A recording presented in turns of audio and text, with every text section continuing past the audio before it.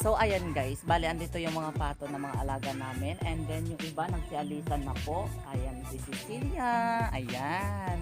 So napapansin nyo guys, malinis na si Cecilia kaso nagdungis ulit siya kasi kakain siya. And then ayan po, pupunta na po tayo dun sa tindahan. Ayan. So marami dito mga hayop guys. Marami po silang, may mga alaga din sila. At ito yung iwi naming baka. Ayan. Pakita ko sa inyo yung iwi naming baka. Ayan po.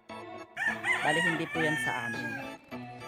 Hindi po yan sa amin kaso pinapaalaga sa amin, at saka yung magiging tubo ganon, mapupunta po siya sa amin. Ayan. So bali ito pa po yung ibang pato namin. Ayan po. Ayan yung ibang pato. Tsaka yung iba pa po andito. Bali andito kasi ako sa tindahan. Dito sa harap namin.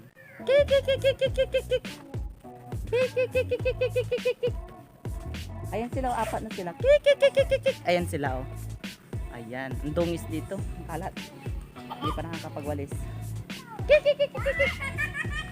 Ayan. So bala yan sila oh. Ayan. Dito yung iba. Ayan. So ayan guys, kung nagustuhan mo po ang channel na ito or video na ito, don't forget to thumbs up, like and share and subscribe to my YouTube channel. That's it for today's. Thank you for watching.